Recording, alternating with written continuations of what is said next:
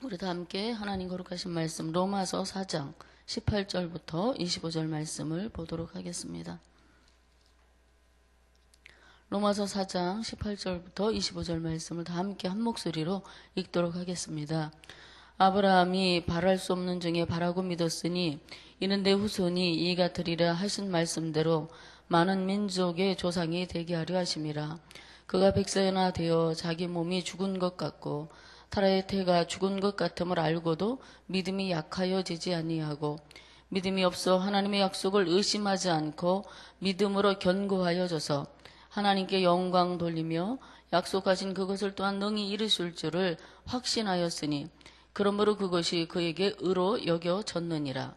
그에게 의로 여겨졌다 기록된 것은 아브라함만 위한 것이 아니요 의로 여기심을 받을 우리도 위함이니 곧 예수 우리 주를 죽은 자 가운데에서 살리신 이를 믿는 자니라. 예수는 우리가 범죄한 것 때문에 내줌이 되고 또한 의리를 의롭다 하시기 위하여 살아나셨느니라. 아멘.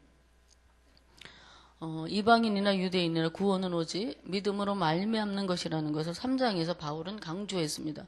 그리고 이 4장은 그 사실을 입증하기 위해서 아브라함이 칭의받은 사실, 즉 하나님의 은혜로 그가 구원받은 사실을 신뢰로 들어서 이야기하고 있습니다. 아브라함과 그의 후손이 세상의 상속자가 되리라는 약속은 율법이 아니라 오직 믿음을 통해서 그 믿음의 의를 통해서 이루어졌다라고 말하고 있습니다. 아브라함 인간이 스스로는 의롭게 될 수 없음을 보여준 사람이라는 사실을 바울은 우리에게 알려주고 있는 것이죠. 당시 유대 그리스도인들은 믿음으로 구원받았다라는 이 사실 외에도 사실을 가지고 있었음에도 불구하고 모세 율법과 그 규례들을 지킴으로 구원에 이를 수 있다라고 그들이 생각했습니다.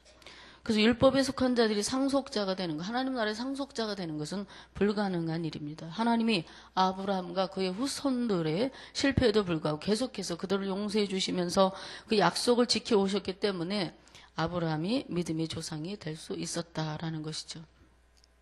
그가 완전하고 거룩하여 율법을 모두 지킬 수 있었기 때문에 그를 의롭다 여기시고 그의 후손들에게 은혜를 베풀어 주신 것이 아닙니다. 자력으로 의롭게 될 수 없는 인간을 의롭다 하심을 얻게 하는 것이 바로 복음입니다. 여러분, 우리가 의롭다 여김을 받고 하나님 앞에 구원받은 사실은 바로 예수 그리스도를 믿는 그 믿음으로 인하여 얻게 되어진 것입니다. 구원은 오직 믿음으로 받는 것입니다. 그리고 우리가 말씀대로 살려고 힘쓰는 것은 받은 바 주님의 은혜에 감사하고 또 그래서 은혜와 사랑에 감사해서 성령의 도우심을 따라 우리가 드리는 순종의 삶을 우리가 드리고 있는 것이죠. 하나님 범죄에 죽은 것 같은 우리를 은혜로 살려주셨다는 것을 성경을 통해서 분명하게 말씀하고 있습니다. 에베소서 2장 8절 말씀에 보면 너희는 그 은혜에 의하여 믿음으로 말미암아 구원을 받았으니 이것은 너희에게서 난 것이 아니요 하나님의 선물이라. 우리가 하나님의 나라 상속자가 된 것은 우리의 행위에 의해서 이루어진 것이 아니라는 것입니다. 내가 잘나서 똑똑해서 손을 많이 행해서가 아니라 의로워서가 아니라 그저 나를 불쌍히 여겨주시고 십자가의 은혜를 허락하여 주신 하나님의 사랑에 의해 얻어진 것이 바로 구원이다라는 사실을 계속해서 사도 바울은 말씀하고 있습니다. 하나님의 구원이 믿음으로 말미암아 주어질 때 비로소 그 구원을 받은 사람들이 그 구원이 영원히 자신들의 것임을 확실하게 알 수도 있다는 것이죠. 만일에 구원이 우리의 행위에 있다면 우리는 날마다 좌절하며 때때로 지옥을 경험할 것입니다. 우리의 죄됨과 허물들이 나를 시시때때로 정죄의 자리에 세우게 될 것이기 때문입니다. 또는 우리가 선을 행하며 내가 의로운 자라고 여기며 그렇게 살아간다면 자기 행위를 자랑하게 되고 마치 구원이 자신의 의로움에서 나는 것처럼 그렇게 생각하게 될 것입니다. 성경을 말씀합니다. 의인은 없나니 하나도 없으며 모든 사람이 죄를 범하여 하나님의 영광에 이르지 못하였기 때문에 독생자 예수 안에 있는 속량으로 하나님의 은혜로 값없이 의롭다 하심을 얻은 자 되었음을 기억하라. 우리에게 계속해서 성경을 통해서 말씀하고 있죠. 바로는 17절에서 말하기를 아브라함이 믿은 하나님은 어떤 하나님이라고 하는 것입니까? 죽은 자를 살리시며 없는 것을 있는 것 같이 부르시는 하나님으로 아브라함이 생각하고 믿었다라고 말하고 있습니다. 아브라함은 하나님을 부활과 창조의 능력을 가지신 전능자이신 것을 분명하게 알고 있었다라고 논증을 펴고 있는 것이죠. 우리가 하나님을 어떤 하나님을 믿는가는 참으로 중요합니다. 아브라함에게만 역사하신 하나님으로 생각하고 계십니까? 오늘 여전히 나의 삶과 이 세상의 역사 속에서 함께 하시며 세상을 섭리하시고 주관하심을 여러분 믿으십니까? 여러분은 하나님은 우리의 믿음대로 역사하시는 하나님이십니다. 바로는 두 가지 요점을 가지고 즉 아브라함의 믿음의 성격과 결과에 대해서 말하고 있어요. 그러면 아브라함의 상황이 어떠했는지 한번 살펴보도록 하겠습니다. 창세기 15장에 보면 아브라함이 86세쯤 되었을 때에 하나님의 환상을 통해 아브라함에게 나타나시고 그에게 말씀하십니다. 그에게 축복을 주시겠다. 큰 축복을 주시겠다는 거죠. 이 말씀을 듣고 아브라함은 고심해요. 왜냐하면 아브라함은 상속할 자손이 없었기 때문입니다. 그가 가지고 있는 유일한 가능성의 상속자는 엘리에셀이라는 충성된 종이었습니다. 하나님은 아브라함의 그의 상속자가 엘리에셀이 아니라 그의 몸에서 날 자라고 말씀하시면서 그의 자손이 하늘의 별과 같이 많을 것이다라고 약속해 주셨습니다. 당시 그의 아내 사라의 나이는 76세고 아브라함의 나이는 86세였습니다. 이 약속은 참 놀라운 것입니다. 그런데 아브라함은 하나님을 믿는 믿음으로 이 약속에 응답합니다. 이 결과 하나님이 그의 믿음을 그의 의로 여겨주셨다는 것이죠. 이것은 아브라함에게만 허락된 것이 아닙니다. 우리 역시 행한 것도 없고 선한 것도 없지만은 우리의 범죄를 인하여 십자가에 죽으신 우리 주 예수 그리스도를 죽은 자 가운데 살리신 하나님을 믿을 때에 우리를 의롭다 여겨주시고 하늘나라를 기업으로 물을 수 있는 하나님의 상속자로 우리를 허락하여 주셨다는 사실에 감사하는 저와 성도님들 되길 바랍니다. 사도 바울은 아브라함이 바랄 수 없는 중에 바라고 믿었다고 합니다. 참된 믿음은 바랄 수 없는 중에 바라는 것입니다. 이 말은 무슨 말인가요? 아브라함이 바랄 수 없는 중 그때 믿었다. 도저히 어떤 방법으로도 아이를 가질 수 없는 상황이라는 것이죠. 약속받고 자녀가 생기기를 그가 얼마나 기다렸겠습니까? 그런데 응답이 없었습니다. 또다시 창세기 17장에 하나님이 또 아브라함을 만나러 찾아오셨습니다. 그때에 아브라함의 나이는 이미 100세를 바라보고 있었습니다. 사라의 나이는 또 90세를 바라보고 있었죠. 그런 때에 하나님께서는 그에게 후손을 약속하시고 또한 그를 통해 아브라함의 자손이 하늘의 별과 같이 무수하게 많아지게 하시겠다고 다시 말씀해 주셨습니다. 사람의 생각으로 보면 도저히 불가능한 일이지요. 믿기 어려운 약속입니다. 그가 소망으로 삼기에는 그동안 기다린 결과로 보면 정말로 허탄한 이야기에 불과한 것입니다. 아무리 자식에 대한 마음이 간절하다고 할지라도 그것은 현실적으로 보면 꿈 같은 이야기였습니다. 처음에 말씀하셨을 때는 가능했을 것입니다. 바라고 믿을 수 있는 상황이었을지도 모릅니다. 그러나 약속을 받았음에도 세월이 흘러 90세를 바라보면서 100세가 다가오면서 그건 얼마나 하나님의 약속이 이루어지지 않았을 때에 어떤 생각을 했을까요?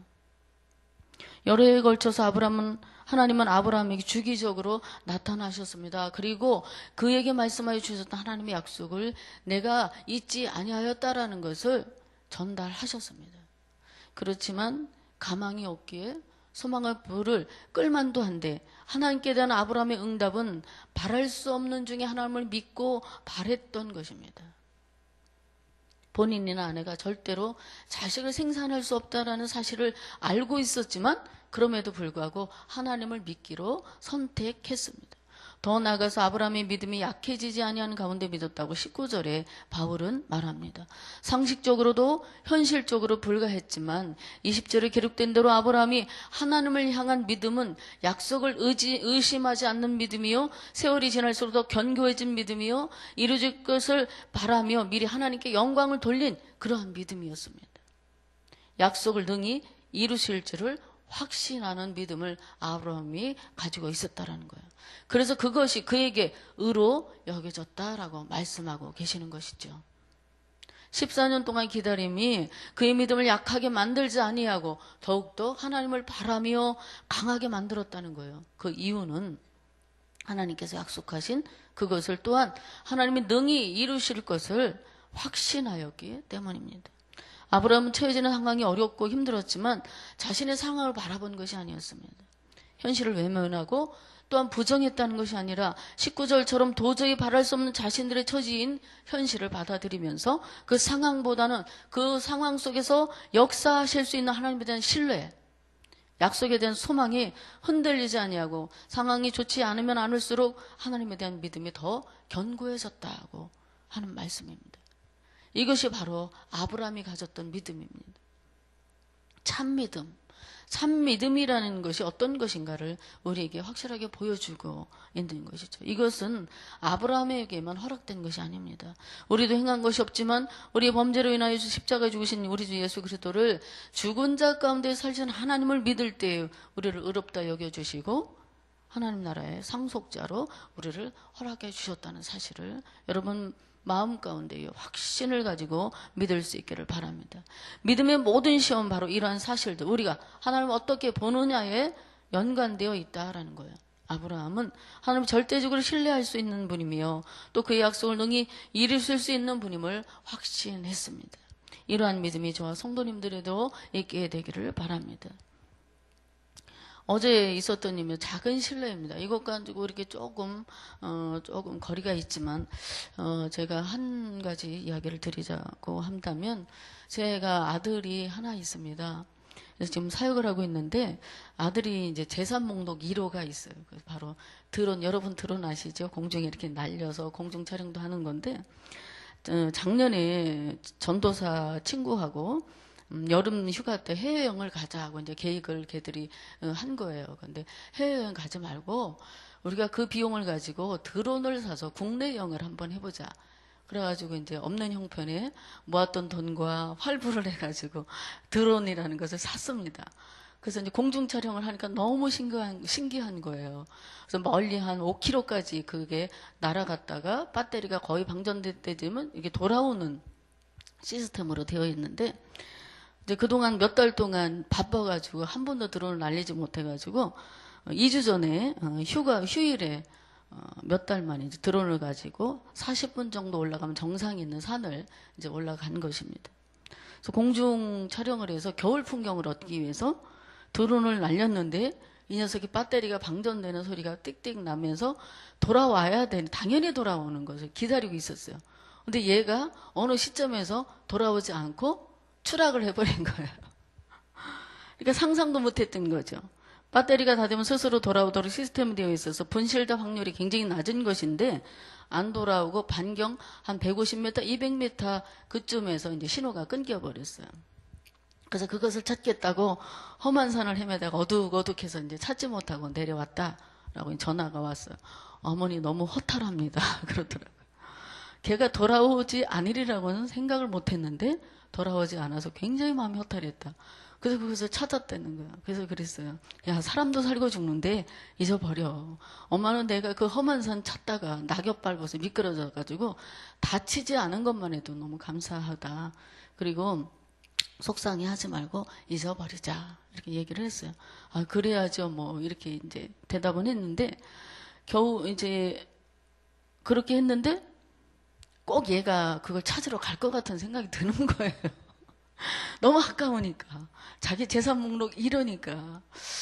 그래서 제가 틈틈이 기도했어요. 하나님, 그 상실한 마음, 그것을 잃어버리고 얼마나 마음이 아프겠습니까? 하나님, 좀 찾게 해주셨으면 좋겠어요. 혹시라도 그 험한 산을 올라간다면. 그렇게 한 두세 번 제가 기도를 했거든요. 근데 아니나 다를까 어제 월요일 날 2주 만에 시간을 내서 휴일에 산을 올라갔어요. 갔다가 그 신호가 끊어진 그 150m 반경이면, 동서남북 150m 반경이면 굉장히 넓잖아요. 그리고 산이 이렇게 또 가파르고 어디 가서 그걸 찾겠어요. 근데 기도하며 올라가서 결국 찾아낸 거예요. 근데 요즘 바람이 많이 불어갖고 낙엽이 드론을 다 덮어가지고 이만큼 보이는 걸 어떻게 찾은 거예요. 그 사진을 찍어서 보냈더라고요. 그러면서 찾았다고 사진을 찍어 보내고 제가 통화를 했는데 뭐라고 얘기했냐면,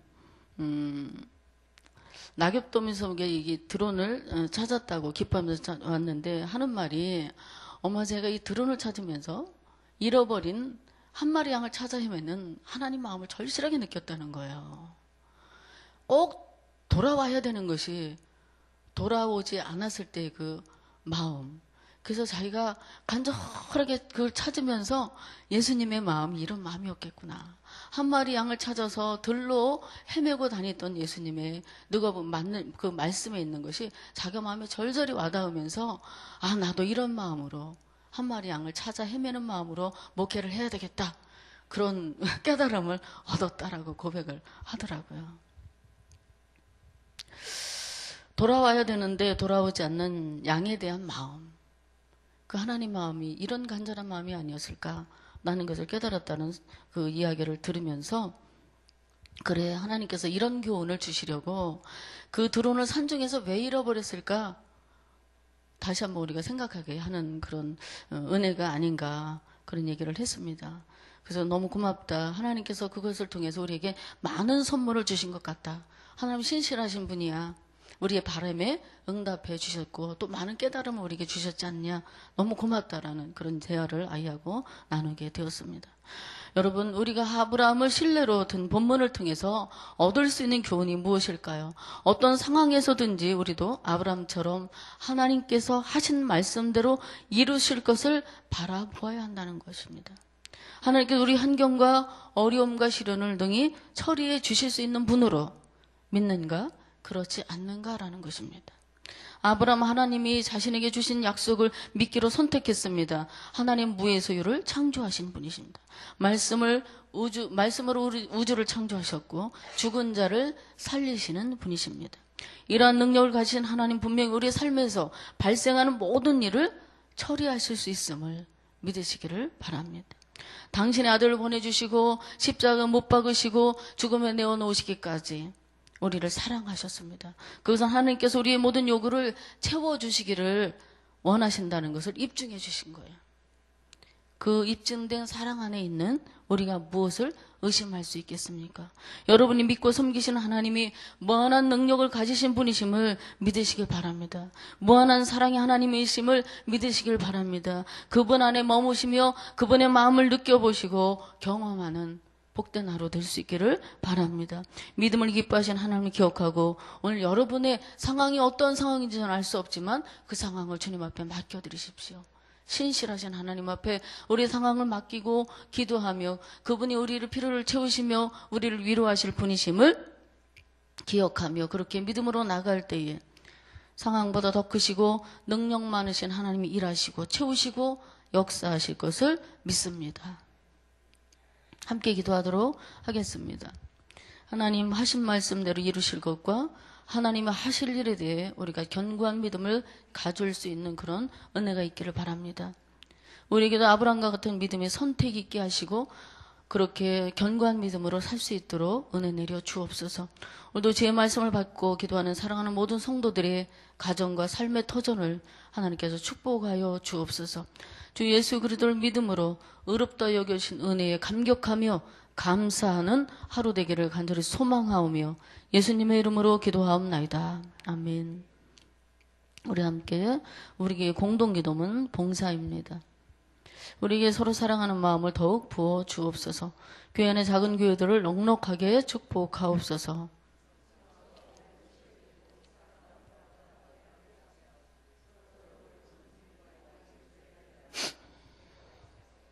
사회약자를 끌어안는 신앙적 어머니 공동체, 소외된 계층을 돌아보는 사회적 희망의 공동체, 올바른 가치를 살아내는 정신적 공의의 공동체이게 하옵소서. 우리 교회가 여기 있어 지역사회와 시대가 복되게 하옵소서. 아멘. 다 같이 주기도문 하시겠습니다. 하늘에 계신 우리 아버지, 아버지 이름을 거룩하게 하시며 아버지의 나라가 오게 하시며 아버지의 뜻이 하늘에서와 같이 땅에서도 이루어지게 하소서. 오늘 우리에게 일용할 양식을 주시고 우리가 우리에게 잘못한 사람을 용서하여 준 것 같이 우리 죄를 용서하여 주시고 우리를 시험에 빠지지 않게 하시고 다만 악에서 나라와 권능과 영광이 영원히 아버지의 것입니다. 아멘. 우리가 함께 들으실 공동기도 제목입니다. 지금 들은 말씀이 내 삶으로 이어지게 하옵소서. 올해 우리 교회 주신 말씀을 붙잡고 영적 예배를 회복하게 하소서. 수요예배의 말씀을 전하시는 목사님과 성도들에게 큰 은혜를 내려 주옵소서. 2019년 모든 직분자 훈련과 임직자 훈련을 통해 신실한 직분자들이 세워지게 하옵소서. 시애틀 리누드에 세워진 로고스 라이프 교회 및 미션 센터를 축복하소서. 각 나라별 선교사님들의 사역과 가정과 건강과 자녀들을 지켜 주옵소서. 2차 북미 정상회담 그리고 북한의 비핵화 문제, 한반도의 정세를 하나님께서 주관하여 주옵소서. 함께 이렇게 기도하시고 각자 가지고 오신 기도 들으신 후에 삶의 자리로 나가도록 하겠습니다.